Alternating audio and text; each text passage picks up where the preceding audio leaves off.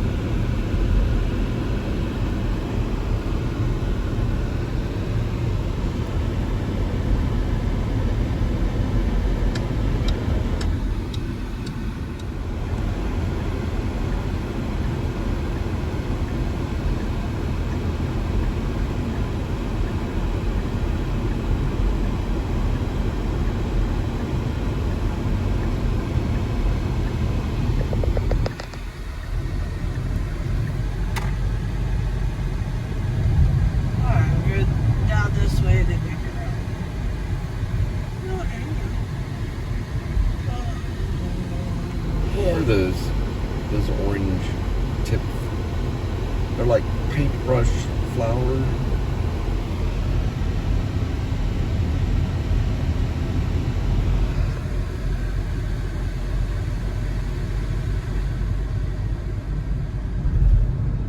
What's this one called?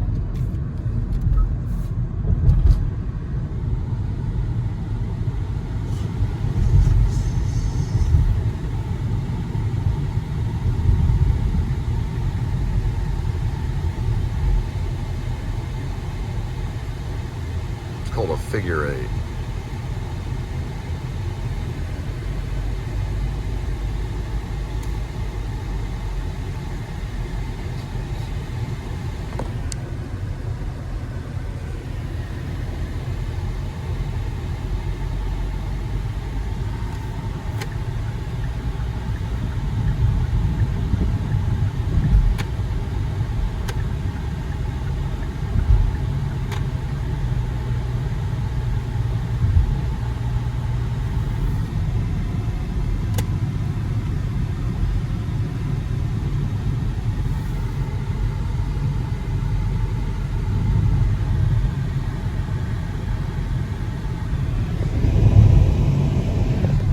A raccoon or a squirrel?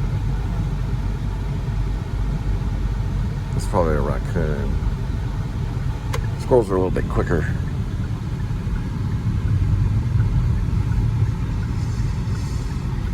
I'm knocking at the door. See who lives in our door.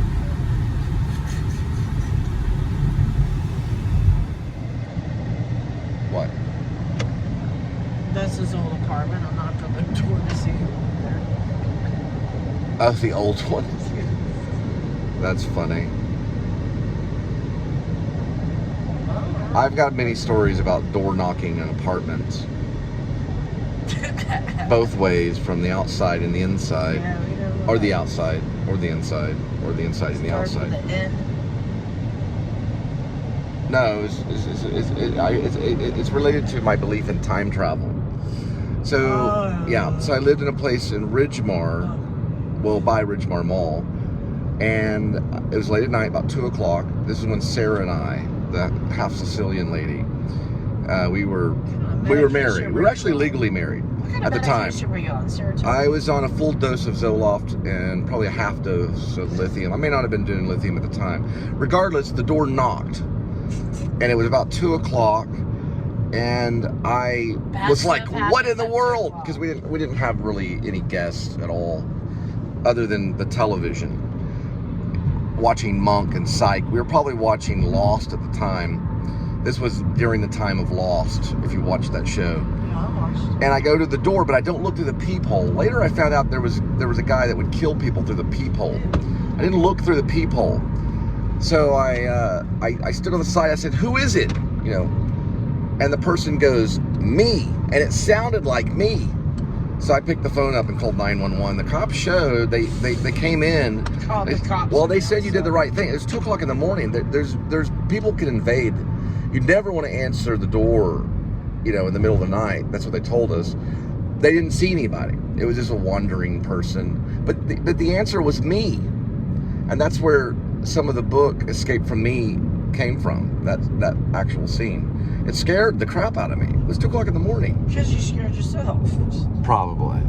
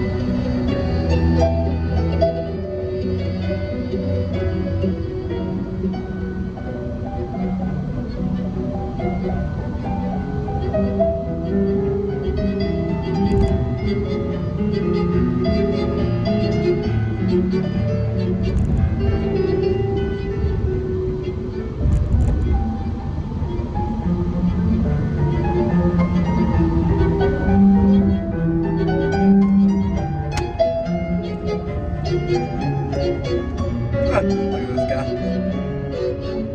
He's not wearing an actual helmet, but it's like it's not even close to a helmet. It's basically just like a shirt over his head, and he's riding a motorcycle.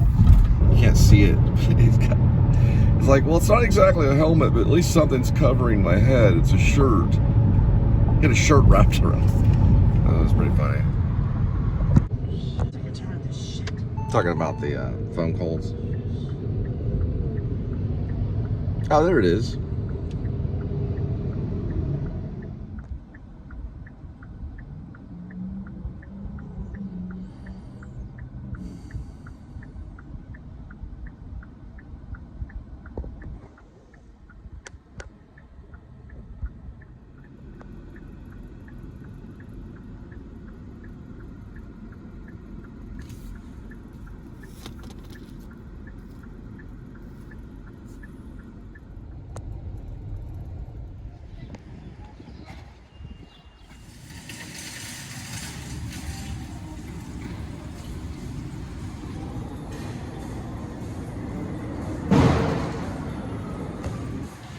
Goodness gracious.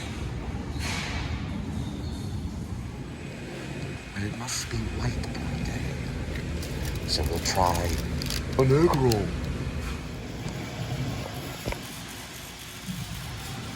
And put the egg roll back on the warmer.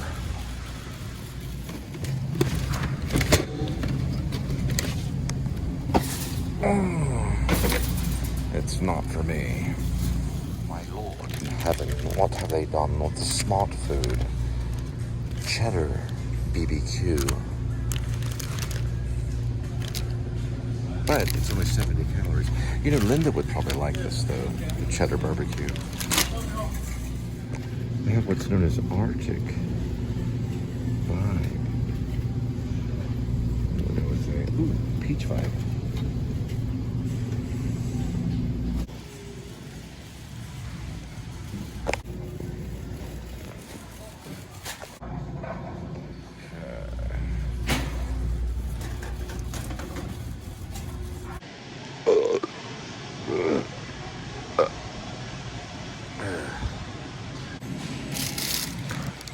That was added.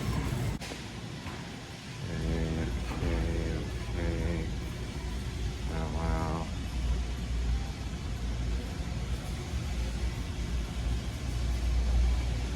Just dial. No kidding. No kidding.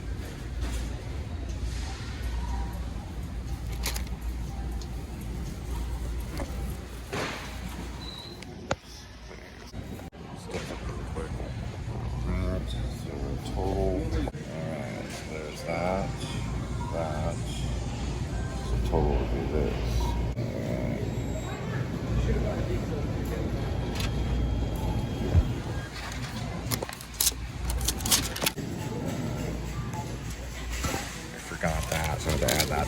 Y'all, that snap, it does work now. So this will snap, if you know what I mean. Okay.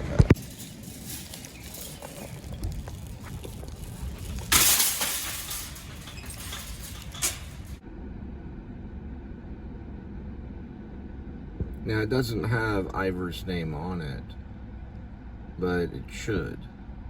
See what it looks like. Looks like that. But it's only the lead singer of the Pixies, the big dope boy guy. He sang In Heaven, which is written by Peter Ivers. Of course, David Lynch did the lyrics. This and then another guy too.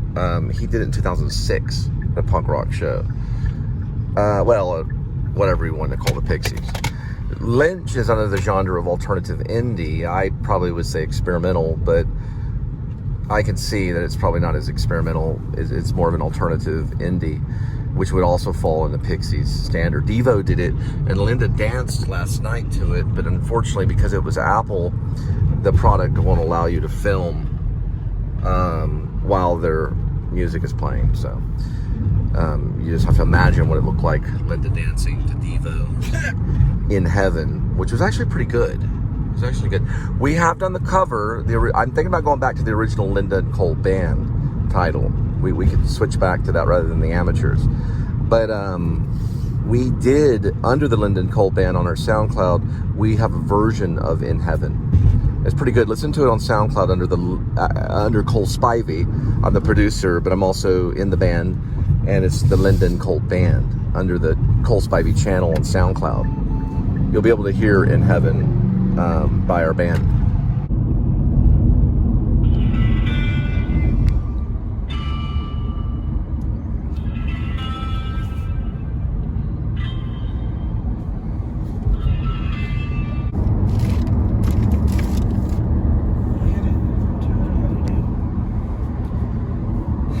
Your ad here, 1-800-500-6777. It's a model of a vehicle. It's a drug. It used to be, but now it's a model of vehicle. That's horse Kia. tranquilizer. No, we're talking about Kia.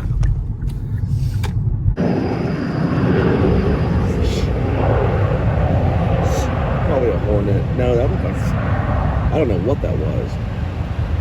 The one where we passed by, the model one. That's a C-130, I know, but I'm saying it was flying. I don't know. There he is. Yes, you are. Look, Kiki. Yes, you are. Look at that, Kiki. 90 degrees Fahrenheit, 213,434 miles on the odometer. We're talking about Love, LUV, 1967. Peter Falk, Jack Lemmon. It was written, the screenplay was Elliot Baker, but it was based on a play by Murray Shizgel, who co-wrote Tootsie later on. It was a playwright. It was supposed to be a stage production. They turned it into a film. Elliot Baker wrote the screenplay for the movie. Elliot Baker wrote a novel called A Fine Madness with Joan Woodward and some other big actor.